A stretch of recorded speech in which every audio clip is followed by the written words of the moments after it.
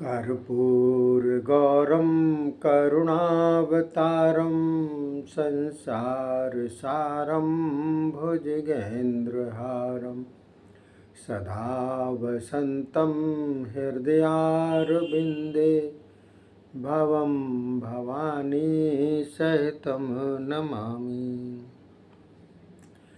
बोलिए शंकर भगवान की जय। बोलिए शिव महापुराण की जय। बोलिए हिंदू सनातन धर्म की जय। देखिए साथियों, शिव महापुराण का ये 5वां अध्याय चल रहा है, जिसके अंतर्गत शिव तत्व का वर्णन किया गया है। तो ऋषि बोले, हे वायुदेव, सबसे प्रथम आप हम लोगों को यह कहें कि आपने यह ईश्वरीय ज्ञान किस प्रकार पाया और जिनका जन्म अप्रकट है, ऐसे ब्रह्मा जी से शिव भाव आपको कैसे मिला। यह सुनकर वायुदेव बोले, हे ऋषियों, प्रथम जब 21वां श्वेत रूप नाम का कल्प लगा, तब ब्रह्मांड की रचना के लिए ब्रह्मा जी ने शिव को प्रसन्न करने के लिए कठोर तपस्या की। उसके द्वारा संतुष्ट होकर प्रकट हो अपना स्वरूप दिखाते हुए शिव जी ब्रह्म ज्ञान का उपदेश करने लगे। हे ऋषियों, अपने तप के प्रभाव से उसी ब्रह्म ज्ञान को मैंने ब्रह्मा जी से पाया। ऋषि बोले, अस्तु, अब यह कहिए, परमानंद प्राप्ति कराने वाला परम पवित्र वह ब्रह्म ज्ञान फिर आपको कैसे मिला।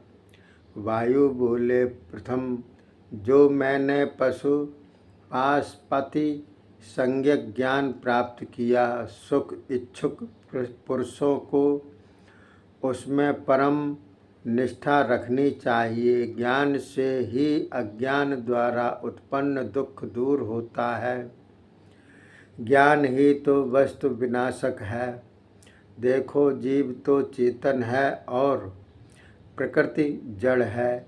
इस कारण यह दो वस्तु हैं। इन दोनों का नायक ज्ञान है। वही ज्ञान पशुपाश एवं पति, इन तीनों के क्रम से अक्षर, क्षर तथा क्षर अक्षर से अतिरिक्त 3 संज्ञाओं का है।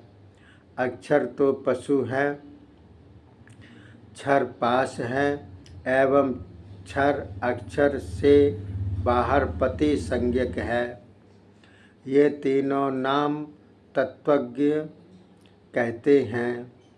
क्षर प्रकृति है, अक्षर पुरुष है। इन दोनों का प्रेरक परमेश्वर पर से भी परे वह दूसरा है। प्रकृति तो माया है। माया से युक्त मूल कर्म का संबंध रखने वाला पुरुष है। इन दोनों के प्रेरक शिव परमेश्वर हैं। माया तो महेश्वर की शक्ति है। माया से ढका हुआ चिद स्वरूप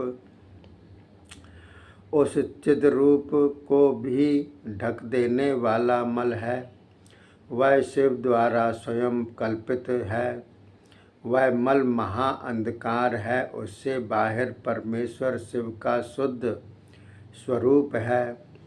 जीव कर्म फल भोगने के लिए व्यापी माया से आच्छादित रहता है। कला आदि से वह उत्पन्न होता है। फिर जब मल का नाश हो जाता है तो वह जीव भी मुक्त हो जाता है। ऋषि बोले, हे वायुदेव, कालादि किसे कहा जाता है, उसका कर्म क्या है एवं उसका फल तथा आश्रय क्या है।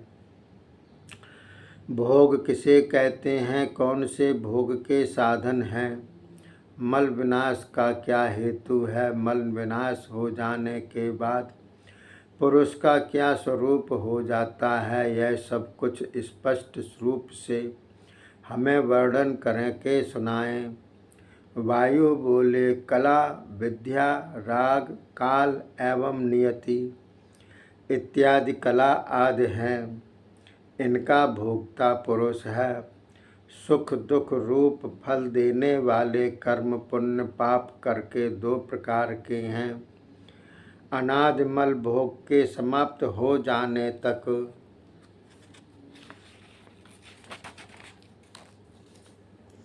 अज्ञान तो आत्मा के साथ रहता है, भोग कर्म विनाश के लिए है। यही प्रकृति अर्थात माया कहाती है। अंतःकरण तथा बाह्य इंद्रियों के द्वार वाले इस शरीर को ही भोग का साधन कहा है। जब भावना विशेष हो जाती है तब शिव की कृपा होती है, उससे मल विनाश होता है। इस मल के नष्ट हो जाने पर मनुष्य शिव जी के स्वरूप की समता पा लेता है। विद्या दिक्त्रय भाव का ज्ञान कराती है, राग को कला बढ़ाती है, उसका नाशक काल है। देव शक्ति उसकी नेता है, कारण तो अप्रकट है और 3 गुणों वाला है। ऐसा होने पर प्रधान प्रकृति नाम से कहाता है। उसकी कला से अभिव्यक्ति एवं अनव्यक्ति लक्षण कहे गए हैं। सुख दुख से मोहित होकर जो आत्मा है, उस वाला पुरुष प्रकृतिजन्य सत्व रज तम इन 3 गुणों को भोगता है। सुख के कारण रूप सुख को साधारण सात्विक कहा जाता है, दुख के कारण रूप दुख को साधारण राजस एवं प्रकृति एवं प्रवृत्ति निवृत्ति रहित स्तंभ तथा मोह ये दोनों तामस कहे गए हैं। सात्विक की गति ऊर्ध्व है, राजस की मध्यम एवं तामस की अधोगति कही गई है। पंचभूत पंच तन्मात्रा पंच ज्ञानेन्द्रिय पंच कर्मेंद्रिय प्रधान बुद्धि मन अहंकार ये चारों अप्रकट विकार युक्त हैं। इनके हेतु दशा प्राप्त करके अव्यक्त कहाता है। यह शरीर आदि तो कार्य है, प्रकट हुए घड़े की तरह व्यक्त कहाता है। ये शरीर आदि व्यक्ति अव्यक्ति से भिन्न नहीं, जैसे मिट्टी से घट कार्य भिन्न नहीं, इसीलिए अव्यक्त ही कर्मों का एक कारण है। उसके भोगने के योग्य कर्म शरीर आधार है। बुद्धि इंद्रिय एवं शरीर से व्यापी का व्यतिरेक तो है, किंतु आत्मा का कारण समझना दुर्बोध है। श्रेष्ठ पुरुषों ने आत्मा को इंद्रिय शरीरादिक से भिन्न माना है, इसी कारण इनसे भिन्न ही आत्मा है। इसमें संशय नहीं कि वही कर्मों का फल भोगता है। संपूर्ण जगत के मध्य में रहने वाले ईश्वर सर्वज्ञ सर्व अगोचर अंतर्यामी नाम से विख्यात हैं। उन्हें वेद वेदांत इस प्रकार से गायन करते हैं, वे अविनाशी हैं, शरीरी होने पर भी शरीर रहित हैं। अनेकों रूप धारण करने वाले ज्ञानी पुरुषों को दिखाई देते हैं। विशेष क्या कहा जाए, ये देहों से भिन्न हैं। जो उन्हें भिन्न नहीं मानते वे अज्ञानी हैं। शरीर तो नश्वर पराश्रित दुखों की खान है, बार बार नष्ट हो जाता है। जीव नश्वर है, शरीर नाश होने पर फिर उसे शरीर मिल जाता है। जीव एक शरीर में स्थिर नहीं रह सकता। जन्म मरण के शरीर संसार चक्र में पड़कर यह घूमता रहता है। भिन्न भिन्न देहों में आत्मा का प्रवेश होता है, इसी कारण इसकी प्रवृत्तियां भिन्न भिन्न मालूम होती हैं। वास्तव में है एक, यह आत्मा किसी का नहीं, न इसका कोई है। देह के मध्य रहकर देह को ही देखता है, देह इसे नहीं देख सकते। शरीर एवं देह का दृष्टा तो कोई दूसरा है, किंतु ये दोनों उसे नहीं देख सकते। यह जीवात्मा ज्ञानहीन होकर परमेश्वर से प्रेरणा पाकर सुख दुख भोगने के लिए स्वर्ग नरक में जाता है।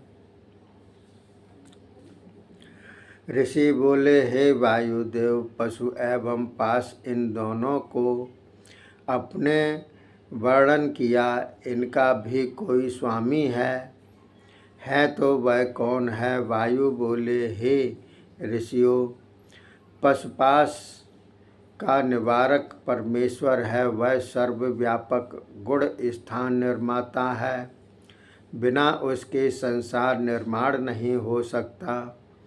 ईश्वर की प्रेरणा पाकर पशु अर्थात जीव कृतत्व के रूप में भासमान होता है, वस्तुतः करता नहीं, परमात्मा ही करता है। जैसे नेत्रहीन पुरुष को कुछ नहीं दिखाई देता, वैसे ही प्राणियों को ईश्वर नहीं दिखता।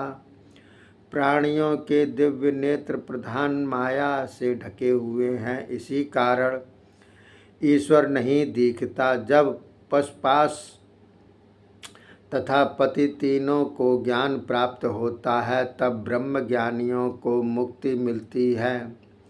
संसार रूप बंधन में जकड़ देने वाले परमात्माक्षर अक्षर के संयोग द्वारा व्यक्त अव्यक्त रूप को धार लेते हैं, वही विश्व है और वही विश्व विनाशक रहते हैं। भोक्ता, भोग्य एवं प्रेरक ये तीनों माननीय हैं।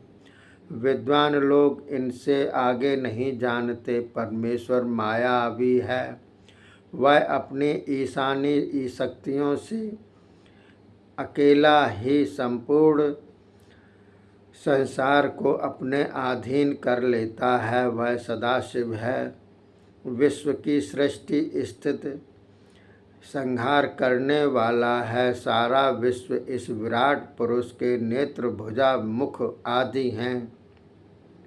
आकाश, पृथ्वी आदि रचयिता केवल भगवान शंकर हैं। वही देवों के आदि देव ब्रह्मा को रचते हैं। सभी देवों का पालन आदि कार्य भी वही करते रहते हैं। नेत्रों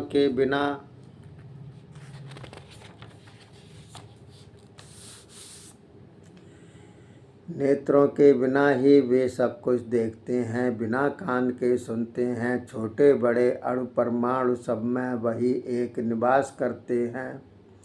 अतः प्राण पुरुष हैं, अपनी शक्ति द्वारा अकेले ही त्रिलोकी की रचना करते हैं और रचकर फिर इसे नाश भी कर देते हैं। इस विश्व रचना के अद्भुत कार्य करने वाला यह शिव शक्ति अजानाम करके है।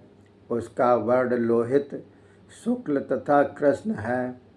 अपने समान रूप वाले दूसरे से यह सेवित उत्पन्न करने वाली है। इसी के साथ पुरुष सोता है, उपभोग करने के बाद इसे त्याग भी देता है।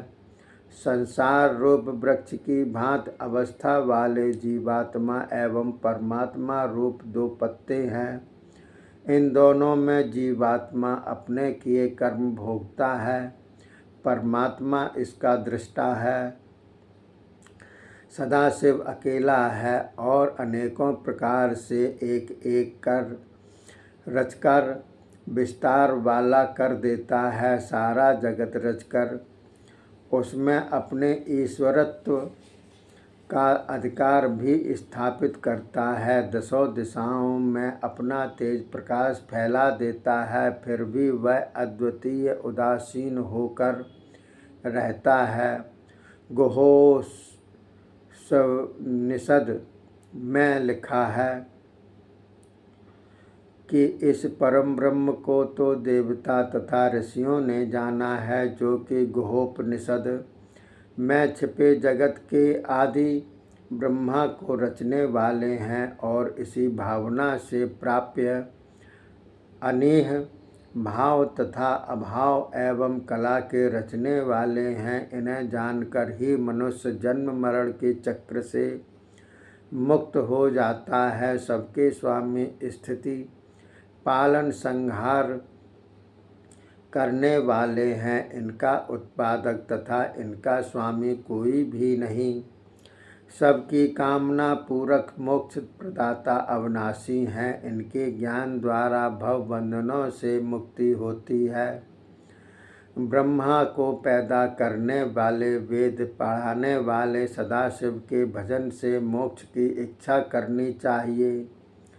जो अमृत के परम सेतु हैं, जलते हुए काष्ठ की अग्नि के समान हैं। चर्म की भांति प्रकाश, चर्म की भांति आकाश को ढक रहे हैं। परम ब्रह्म शिव के ज्ञान के बिना मुक्ति नहीं मिलती। इन्हीं कारणों से सर्वव्यापक परम ब्रह्म सदाशिव हैं। सदा उन्हीं का ध्यान करना चाहिए। बोलिए शंकर भगवान की जय। शिव महापुराण की जय। हिंदू सनातन धर्म की जय। अगला 7वां अध्याय चलेगा, जिसमें काल की महिमा का वर्णन किया गया है। तब तक के लिए धन्यवाद। जय हिंद, जय भारत।